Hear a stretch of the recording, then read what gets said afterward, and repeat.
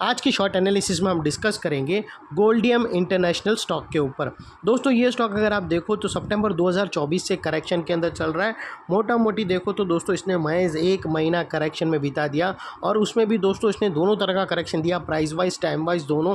Price wise correction के अंदर stock ने एक इलियट वेव की जिगजैग पैटर्न का करेक्शन दिया और टाइम वाइज करेक्शन के अंदर स्टॉक ने एक स्ट्रॉन्ग बेस बनाकर अल्टीमेटली उसको ब्रेकआउट किया है। और दोस्तों ये स्टॉक के अंदर अगर आप देखो तो यहाँ पर मल्टीपल पॉजिटिव फैक्टर्स एक साथ ब्रेकआउट हुए हैं, जिसके तहत ये स्टॉक करंट लेवल से अपसाइड में 20 से 22% रनअप के लिए रेडी है, 22% लेकिन दोस्तों इसमें कोई भी हमारी बाय सेल होल्ड रिकमेंडेशन नहीं है। ये प्योरली एजुकेशन पर्पस से मैं अपना पॉइंट ऑफ व्यू आप लोगों के सामने शेयर कर रहा हूँ। कोई भी पोजीशन लेने से पहले अपने फाइनेंशियल एडवाइज़र को ज़रूर कंसल्ट कर लेना। फ्रेंड्स आप लोग देख सकते हो कि ये वो टॉप एरिया था जहाँ से करेक्शन स्टार्ट हुआ था और यहाँ से कुछ इस तरह से downward sloping parallel channel stock के अंदर बनी और जब तक स्टॉक ये डाउनवर्ड स्लोपिंग पैरेलल चैनल में था स्टॉक के अंदर प्राइस वाइज करेक्शन कंटिन्यू रहा और यहाँ पर कुछ back to back lower lows hit हुए। दोस्तों अगर आप देखो तो फर्स्ट लोअर लोज यहाँ पर हिट हुआ, सेकंड लोअर लोज यहाँ हिट हुआ और थर्ड लोअर लोज यहाँ हिट हुआ। और जैसे ही दोस्तों ये downward sloping parallel channel upside में ब्रेकआउट हुआ, इसने मल्टीपल हायर हाइज को ब्रेक करके उसके above high volume sustain closing देकर कंफर्म कर दिया करेक्शन कंप्लीटेड।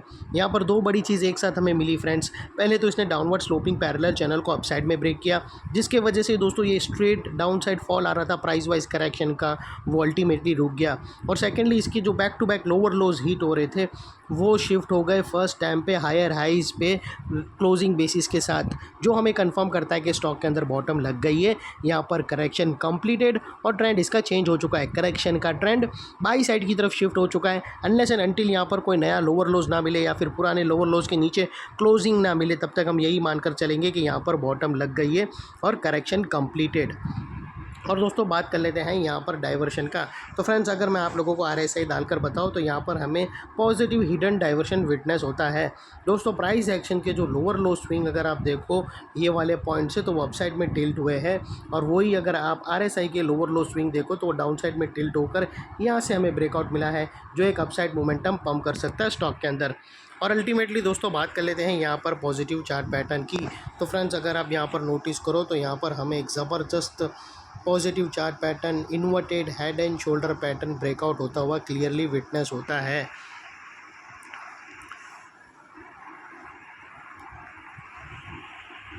फ्रेंड्स अगर आप देखो तो ये वो यहाँ पर हमें क्लियरली दोस्तों inverted head and shoulder pattern witness होती है और उसकी जो नेकलाइन है वह समवेयर अराउंड 383 के आसपास की नेकलाइन है। और दोस्तों ये पैटर्न की जो रेंज है टोटल दोस्तों यहाँ से यहाँ तक ये तकरीबन दोस्तों 20 से 21% की है, जो ये नेकलाइन से ऑलरेडी ब्रेकआउट हो चुका है। अपसाइड सस्टेन मूव स्टार्ट करेगा तो स्टॉक 22% तक रनअप देगा और वो लिहाज से दोस्तों स्टॉक का जो अपसाइड में अगला टारगेट निकल कर आता है वो तकरीबन 460 रुपीज़ का आता है, जो तकरीबन अगर आप देखो तो नेकलाइन से 20 से 22% होता है। और दोस्तों बात कर लेते हैं यहाँ पर स्टॉप लॉस की। तो आप अपने एडवाइज़र को पूछकर ATR की हेल्प ले सकते हो या फिर फर्स्ट ब्रेकआउट कैंडल के लो के नीचे क्लोजिंग बेसिस पे रख सकते हो। और मैंने आप लोगों को बताया था कि कुछ दो पैटर्न ऐसे हैं जिसके स्टॉप लॉस एकदम फिक्स होते हैं अगर वो पैटर्न का स्ट्रक्चर परफेक्ट हो। जैसे कि दोस्तों inverted head and shoulder pattern के अंदर अगर आप जनरली देखो तो राइट साइड का शोल्डर होता है, उसके लो के नीचे क्लोजिंग बेसिस पे स्टॉप लॉस रहता है। अगर right shoulder head and shoulder का जो राइट शोल्डर होता है अगर वो ज़्यादा बड़ा या छोटा नहीं हो, नॉर्मल हो, 25% हो हेड का, तो उसके लो के नीचे क्लोजिंग बेसिस पे स्टॉप लॉस भी रख सकते हो या फिर दोस्तों फर्स्ट ब्रेकआउट कैंडल के पास या फिर नियरेस्ट लोअर स्विंग भी रख सकते हो। लेकिन दोस्तों आप लोगों को इतना मेक श्योर करना है कि आपका रिस्क टू रिवॉर्ड रेशियो एटलीस्ट 1:2 या मिनिमम 1:1.5 रहना चाहिए। और दोस्तों यहाँ पर अगर आप देखो तो आप यहाँ पर भी स्टॉप लॉस रखते हो, ये जो ये शोल्डर के नीचे क्लोजिंग बेसिस पे, तो यहाँ पर अगर आप देखो तो आपका रिस्क का एरिया फ्रेंड्स इतना रहेगा और उसके अगेंस्ट में रिवॉर्ड इतना रहेगा।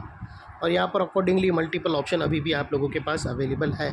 और फ्रेंड्स सेकेंडली नेकलाइन के पास का ये एरिया बहुत ही इंपॉर्टेंट एरिया बनकर खड़ा है, क्योंकि अगर आप देखो तो यहाँ पर मल्टीपल पॉजिटिव फैक्टर्स एक साथ एक्शन में आते हुए मिले। दोस्तों यही एरिया पे हमने downward sloping parallel channel upside में ब्रेकआउट होते हुए मिला। यही एरिया पे दोस्तों हमें लोअर लोज हायर हाइज में शिफ्ट होता हुआ मिला। यही एरिया पे दोस्तों RSI के थ्रू हमें पॉजिटिव हिडन डाइवर्शन मिला और यहाँ पर ही दोस्तों एक positive chart pattern, inverted head and shoulder pattern clearly breakout होते हुए मिली। तो वो लिहाज से दोस्तों ये एरिया जो अभी तक एक स्ट्रॉन्ग रेजिस्टेंस था वो अल्टीमेटली स्ट्रॉन्ग सपोर्ट बनकर खड़ा है। और इनकेस अगर स्टॉक टारगेट से पहले कहाँ पर भी सेलिंग प्रेशर फेस किया और वापस वो नेकलाइन को रिटेस्ट करने आया तो दोस्तों रिटेस्ट के टाइम पे नेकलाइन का ये एरिया सामने आके एक स्ट्रॉन्ग सपोर्ट का काम करेगा और स्टॉक को इधर अपसाइड में पुश करेगा या साइडवे कंसोलिडेशन में। और इतने बड़े स्ट्रॉन्ग सपोर्ट के नीचे क्लोजिंग बेसिस पे तुम्हारा स्टॉप लॉस रहना चाहिए जो आसानी से हिट ना हो। और बाय एनी चांस अगर क्लोजिंग बेसिस पे हिट हो जाता है तो दोस्तों नो इफ नो बट सीधा स्टॉप लॉस देकर ट्रेड को वाइंड अप कर देना चाहिए। ये थी हमारी शॉर्ट एंड स्वीट एनालिसिस। अच्छी लगे तो प्लीज़ चैनल को लाइक शेयर सब्सक्राइब करते रहना। हम ऐसे ही धमाकेदार एनालिसिस कंटिन्यू आप लोगों के लिए लाते रहते हैं फ्रेंड्स। थैंक यू, जय हिंद।